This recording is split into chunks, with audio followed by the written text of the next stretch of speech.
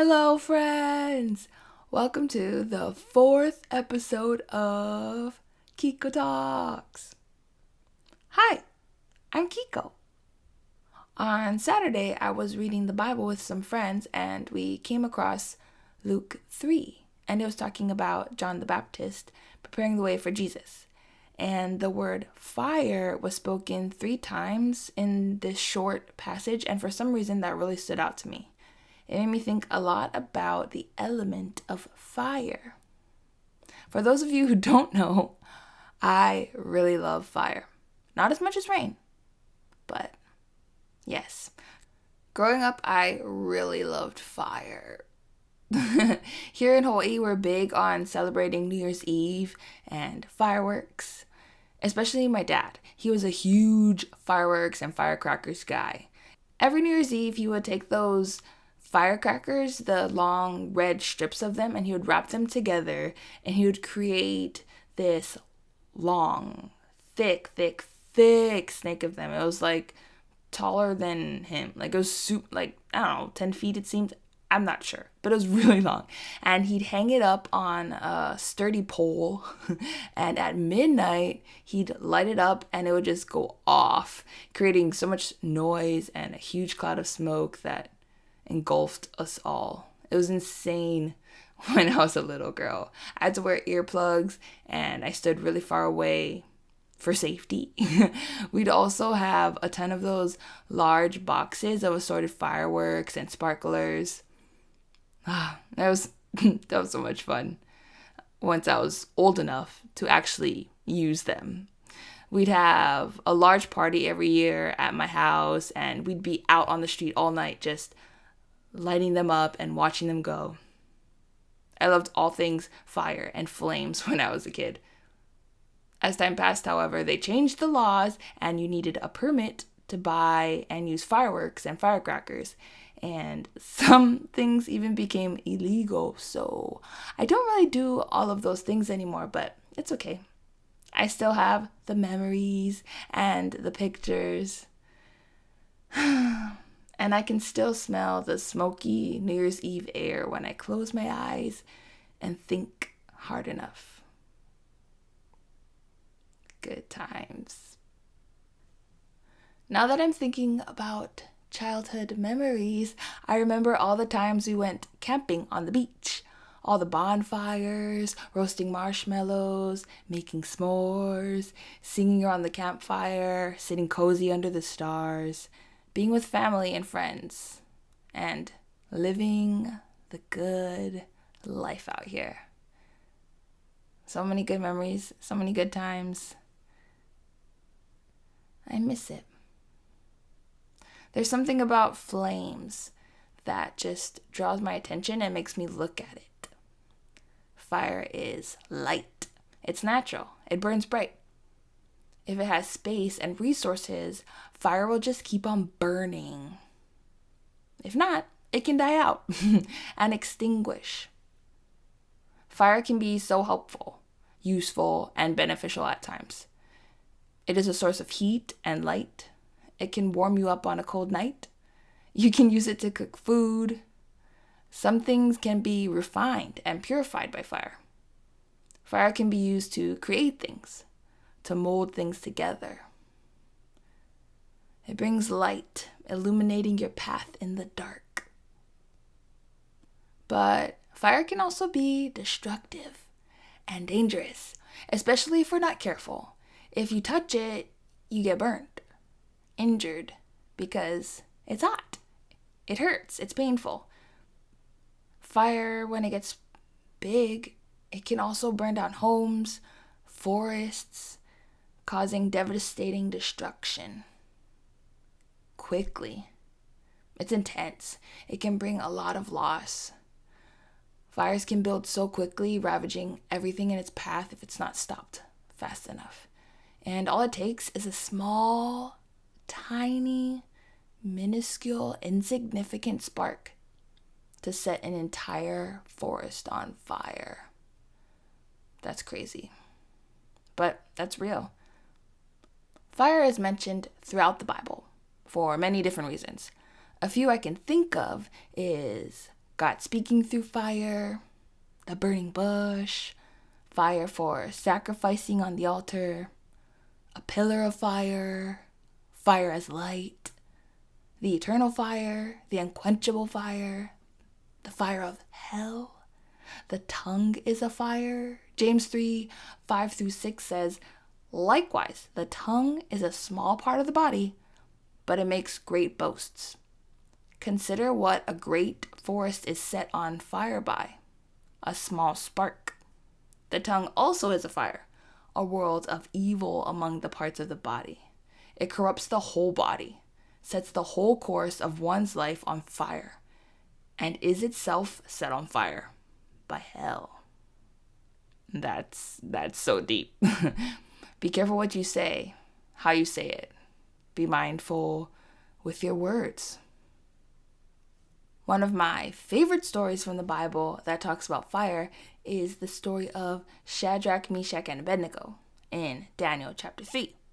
Feel free to read it for yourself, but I'm going to do a quick paraphrased version. So the king at that time was King Nebuchadnezzar. In Daniel 2, he had a dream about a statue, which Daniel was able to interpret because of God. After being wowed by Daniel's interpretation, the king says, surely your God is the God of gods and the Lord of kings and a revealer of mysteries, for you are able to reveal this mystery. He placed Daniel in a high position, gave him many gifts, made him ruler over the entire province of Babylon, and appointed Shadrach, Meshach, and Abednego as administrators over the province of Babylon because Daniel asked him to. Now back to Daniel chapter 3. King Nebuchadnezzar made a gold-plated statue about 90 feet tall, and he had it set up in Babylon. He brought in a lot of important people for the dedication of the statue. Then he commanded that all people, wherever they heard the music, they must fall down and worship that statue. And if they didn't immediately do so, they'd be thrown into a blazing furnace. Crazy. Then some guys told the king that Shadrach, Meshach, and Abednego were not worshiping the statue. The king was mad, and the three guys were brought to him. He asked them if it was true that they didn't serve his gods or worship the statue. Then he told them if they wouldn't bow down and worship his gods, they'd be thrown into the blazing furnace. Then in verses 16-18, the Bible reads, Shadrach, Meshach, and Abednego replied to him, King Nebuchadnezzar, we do not need to defend ourselves before you in this matter. If we are thrown into the blazing furnace, the God we serve is able to deliver us from it, and he will deliver us from your majesty's hand. But even if he does not, we want you to know, your majesty, that we will not serve your gods or worship the image of gold you have set up. Just as a little side note here, I really love how they're still respectful to King Nebuchadnezzar, even though they are not agreeing with his command and they're not following it because they will not worship or bow down to anything or anyone other than God, the God that they serve. They still continue to call him your majesty, and they still speak with respect because he is the king and because he is in power. And so that's just a little side note. I really appreciate just that, like, just because we are under people who may not follow God or people who have a corrupt way of thinking or are unkind or create silly commands or things that go against what we believe, we can still respect them the way that God calls us to respect. Doesn't mean that we have to worship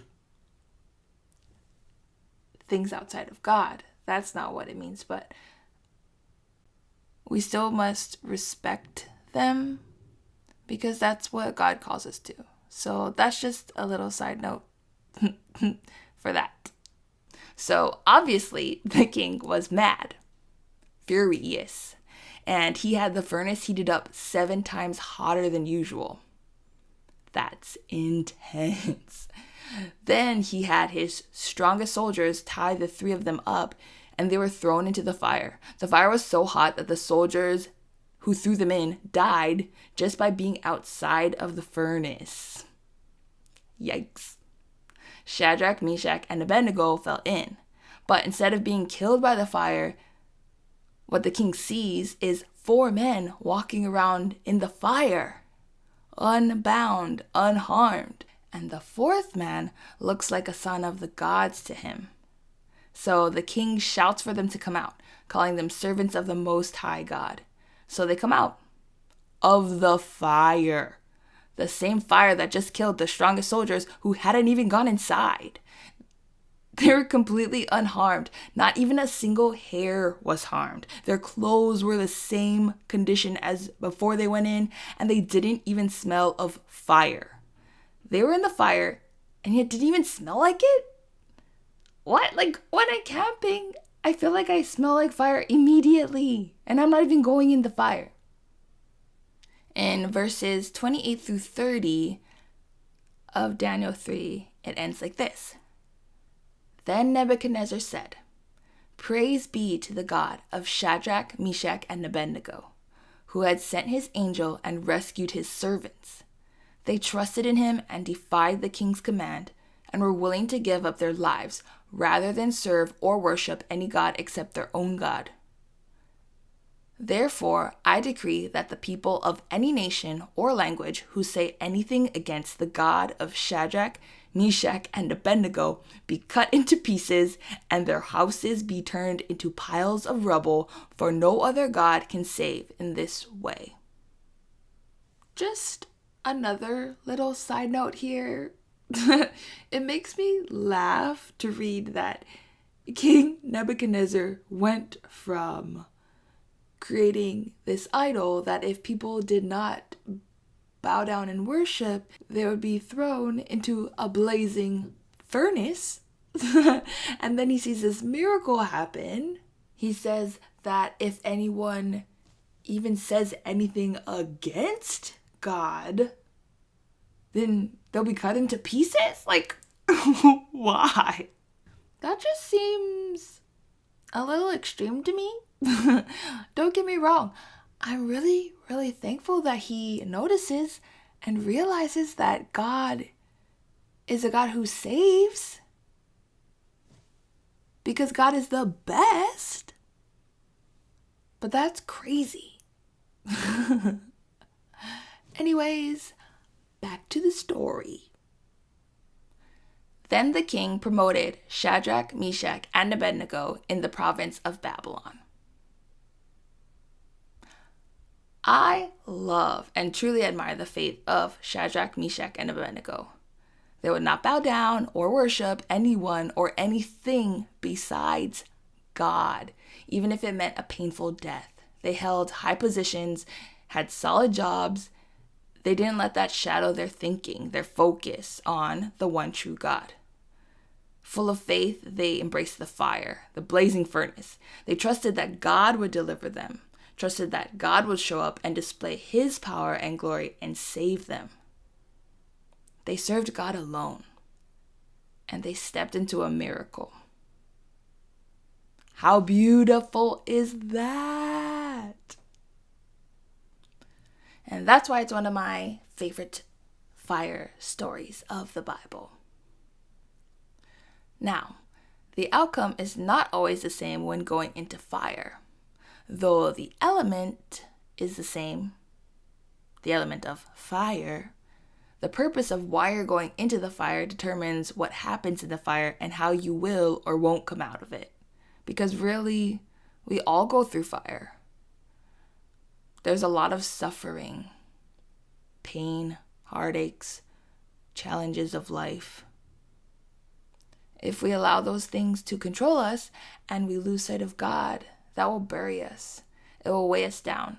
But if we walk through the fire with God, full of faith and trust in Him, we will be strengthened, refined, and our faith will increase all the more.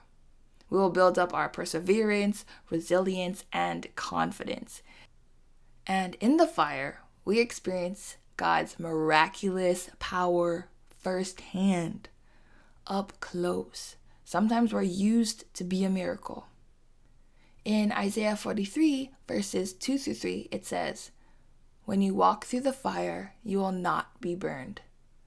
The flames will not set you ablaze. For I am the Lord your God, the Holy One of Israel, your Savior." And now that is one of my favorite verses. For me, it's so powerful. I love this scripture.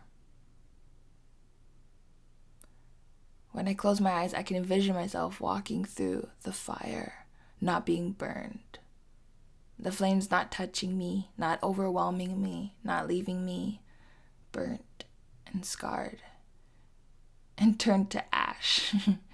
But instead, God is walking with me in the fire, right there surrounding me, protecting me, showing me His way, the best way, saving me.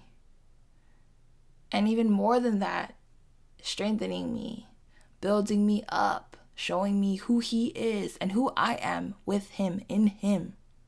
So blessed, so privileged, so honored to be able to live this life with God. And going through hard times is hard. Going through the fire is a lot. But God never leaves us alone. He never runs away. He never runs away from fire, from explosions, from devastation. He's always right there. So beautiful. So thankful for that. So thankful for Him. So grateful. And with that, I'd like to thank each and every one of you for listening once again. I will never stop appreciating you. Keep stepping out in faith. Trust God. Keep talking to one another. Speak loving, kind, life-giving words. Don't burn each other with your words. Use it for good. Use your words to warm others' hearts. If you're going to use fire to cook something, to feed, to nourish bodies and souls. Use fire to be a light. All right? Have a wonderful, bright day. I love you forever. Bye.